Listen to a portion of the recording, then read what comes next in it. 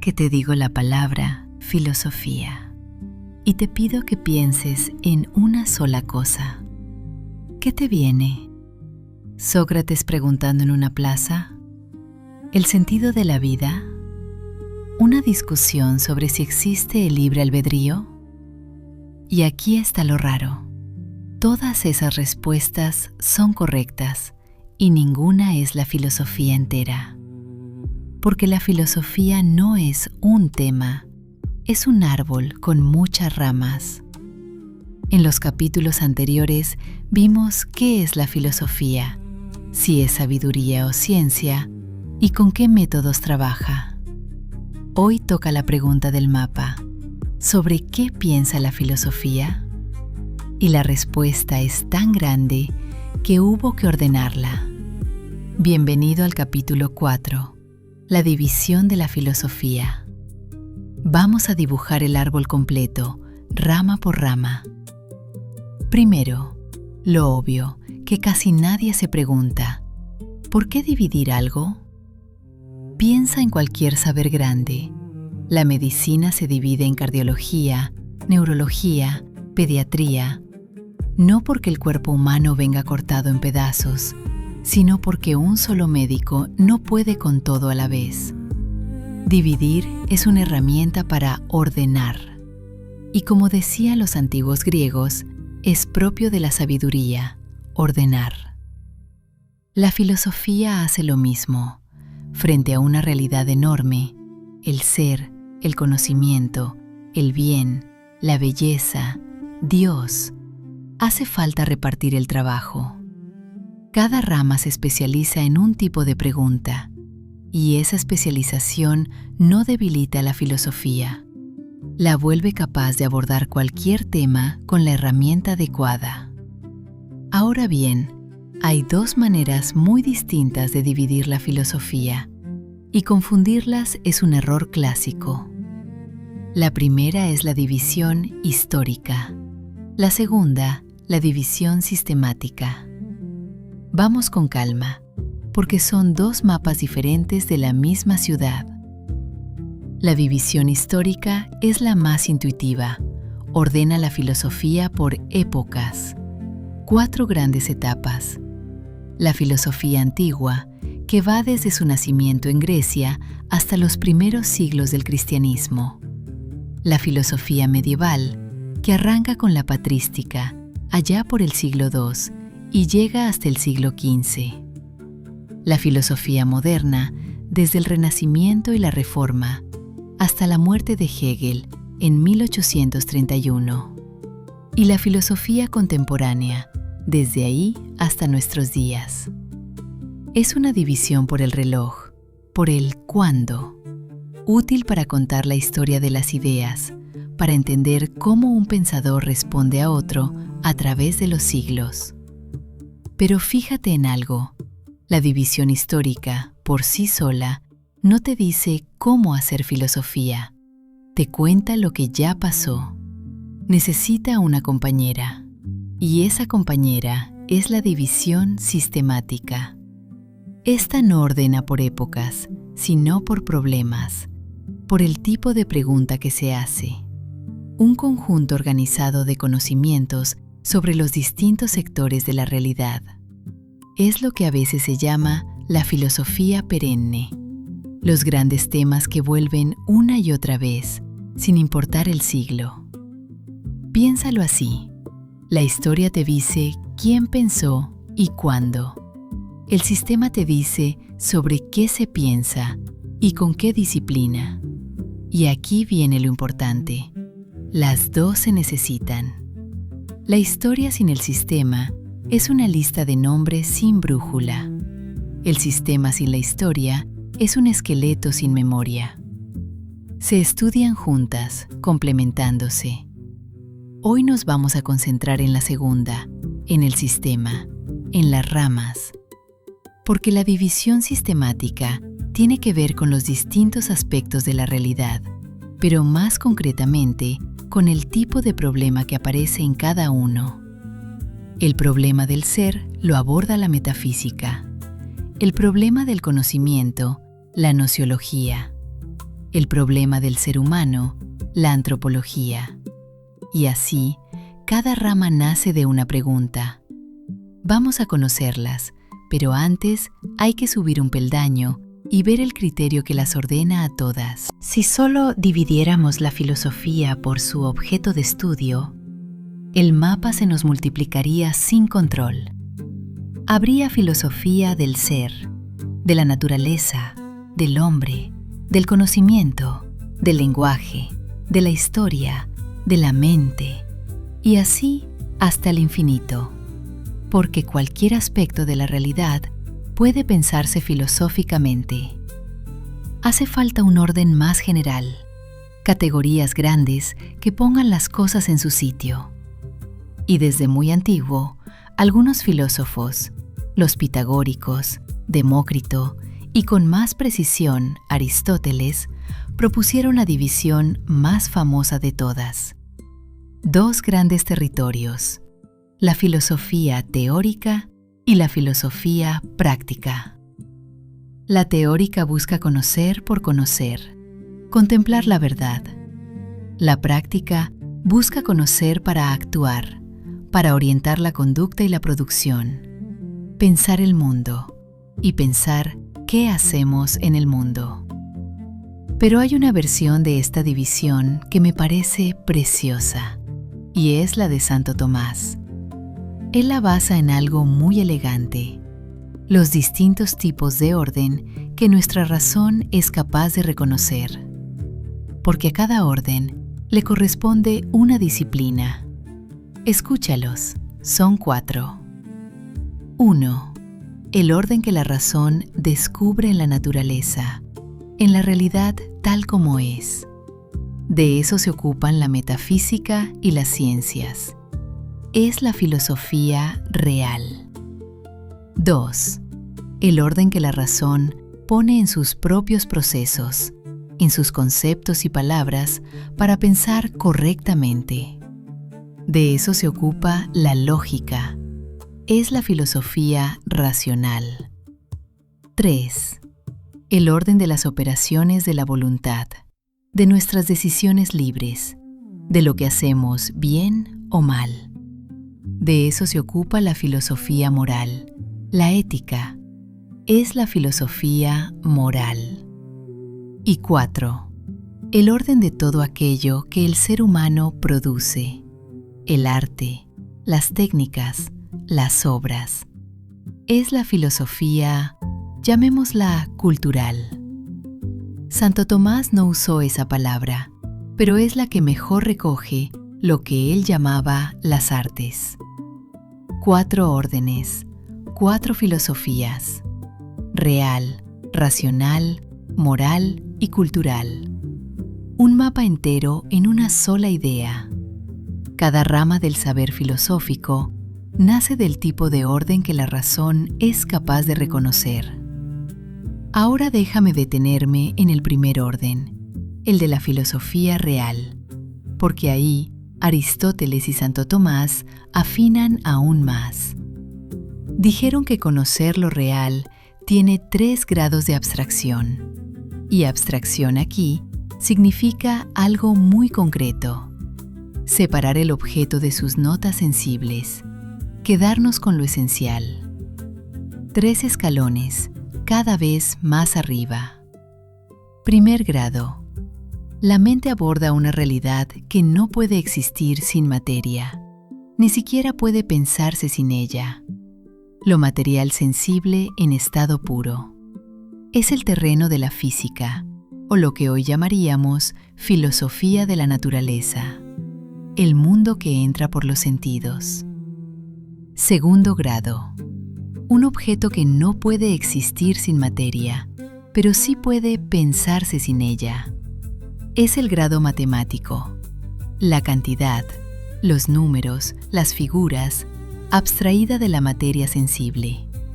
La aritmética y la geometría viven aquí, en ese punto medio entre lo físico y lo puro. Y tercer grado, el más alto. La mente se relaciona con objetos que pueden ser sin materia y pueden pensarse sin ella. abstracción de toda materia. Aquí el entendimiento se abre al ente en cuanto ente, al ser mismo. Y ese es el objeto de la metafísica, la cumbre. ¿Ves lo que hicieron? Ordenaron todo el conocimiento de lo real en una escalera. La física estudia lo sensible, las matemáticas lo cuantificable, la metafísica lo más general de todo, el ser. Y junto a ellas, la lógica cuida la corrección del pensamiento, la ética el bien y el mal, y la filosofía del arte, la belleza. Un edificio completo. Pero todavía falta un piso más, porque no todos los filósofos dibujaron el mismo árbol.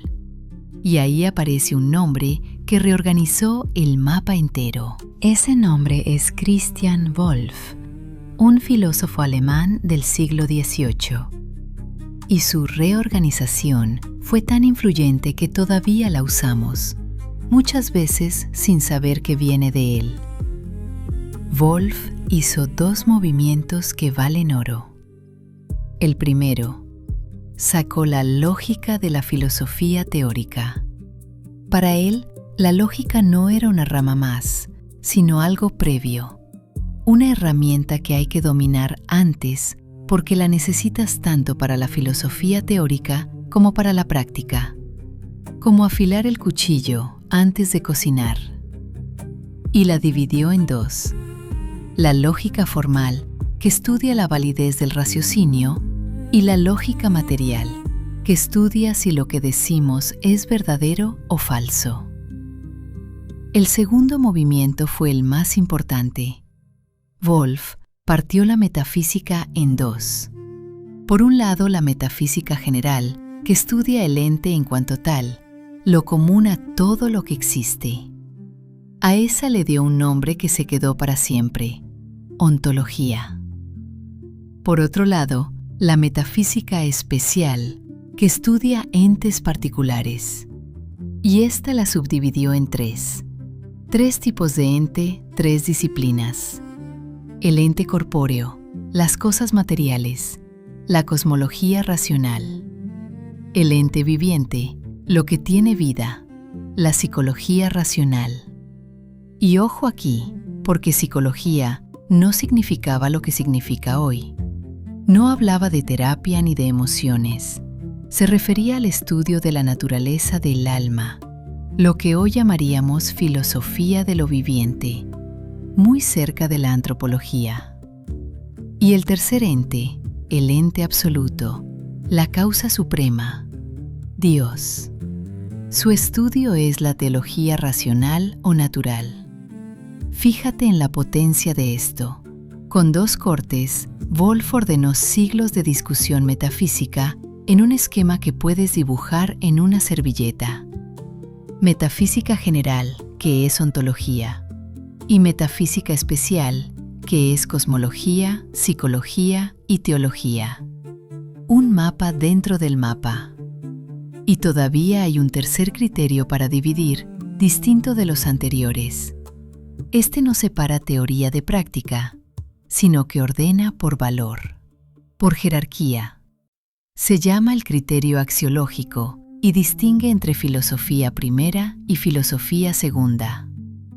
La filosofía primera es aquella a la que le corresponde la primacía, la que más perfectamente se realiza como filosofía, la que encarna de lleno la esencia de la sabiduría. Aristóteles la llamaba filosofía por antonomasia. Cuando decías filosofía a secas, te referías a esta. ¿Y cuál es? La metafísica y sus disciplinas más íntimas, la ontología, la teología natural y la teoría del conocimiento. Las filosofías segundas no cumplen todas las notas de la primera. Al faltarles algunas, encarnan de manera menos plena esa esencia de sabiduría. No son menos importantes ni menos necesarias, pero se entienden por su relación con la primera, subordinadas a ella. Aquí caben la filosofía de la naturaleza, la lógica, la ética y toda la filosofía de la cultura, el arte, la historia, el derecho, la educación. Y aquí va mi pregunta para ti, la que quiero que dejes en los comentarios. De todas estas ramas que estamos nombrando, ¿cuál te está llamando más? ¿Te tira la metafísica, el puro ser? ¿La ética, el bien y el mal? ¿La lógica, la mecánica del pensar? Porque una cosa te adelanto, en algún momento de tus estudios, cada una de estas ramas será una asignatura entera. Hoy solo estamos dibujando el árbol, pero pronto vas a trepar por alguna de sus ramas. Dime cuál en los comentarios. Y ya que tenemos el mapa completo, los 4 órdenes, los 3 grados, Wolf, la primera y la segunda, es hora de bajar al detalle, de recorrer una por una las disciplinas más importantes. ¿Qué estudia cada una? ¿Cómo se llama? ¿Y por qué a veces se confunden entre sí? Vamos a la última parte del recorrido. Llegamos al recorrido final. Vamos a caminar por las grandes disciplinas de la filosofía. No te pido que las memorices todas hoy, solo que reconozcas el mapa, que cuando oigas estos nombres sepas de qué territorio hablan. Empecemos por la cima, la metafísica. Estudia el origen y las causas absolutas y supremas del todo, lo más general que existe, el ser en cuanto ser. Y muy cerca de ella, casi pegada, la ontología. ¿Son lo mismo? Algunos autores las usaron como sinónimos, pero hay un matiz. La ontología es la primera parte de la metafísica. La metafísica es el todo, la ontología su puerta de entrada. La metafísica estudia las causas supremas de todo, la ontología, el ser y sus propiedades más básicas. De la metafísica brota también la teología natural. Cuidado, natural, no revelada. No parte de la fe, sino de la pura razón. Estudia las causas últimas de todo ente y llega a una conclusión. La causa y fundamento de todo ser es Dios. Por eso se la llama el coronamiento de la ontología. También la conocerás como teodicea, aunque ese nombre, cuando lo propuso Leibniz, significaba algo más estrecho: la justificación de Dios frente al mal. Ahora el conocimiento. Aquí hay 2 hermanas que conviene no confundir. La gnosiología estudia el alcance de nuestro conocimiento y su relación con la verdad. Podríamos llamarla metafísica de la verdad. Se pregunta cómo el ser se da en lo que conocemos. También se le dice teoría del conocimiento. Y su hermana, la epistemología, estudia el conocimiento, pero no cualquiera, solo el conocimiento científico. Por eso también se llama filosofía de la ciencia. Una mira todo el conocer, la otra se especializa en la ciencia. Bajamos al mundo físico con la filosofía de la naturaleza. Su objeto son todos los entes materiales, el mundo natural. Hoy suele identificarse con la cosmología. Y llegamos a una de las ramas más queridas, la antropología filosófica, el estudio del ser humano por sus causas últimas, por los principios esenciales de su ser y su obrar. También se llama filosofía del hombre. Y ese apellido, filosófica, es importante. La distingue de la antropología física o social que estudian al hombre desde fuera. Esta pregunta por lo que el hombre es.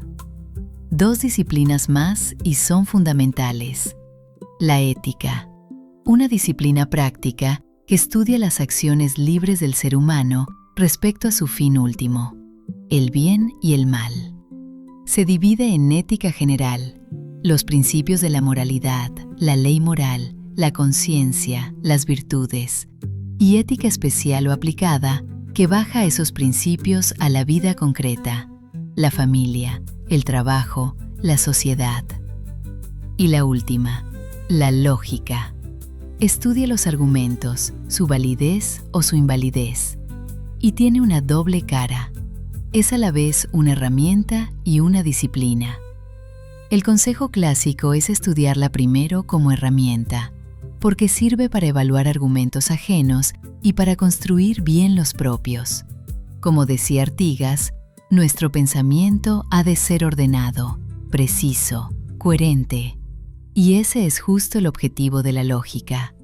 Hoy se habla de lógica proposicional, cuantificacional, modal, deóntica. La rama ha crecido muchísimo. Y ahí lo tienes, el árbol completo de la filosofía. Un tronco común y muchas ramas: metafísica, ontología, teología natural, gnoseología, epistemología, filosofía de la naturaleza, antropología, ética, lógica. Cada una con su pregunta, cada una con su territorio. Pero no te quedes solo con la lista de nombres, quédate con la idea de fondo. Dividir no es fragmentar, es ordenar para conocer mejor. La división histórica y la sistemática se complementan.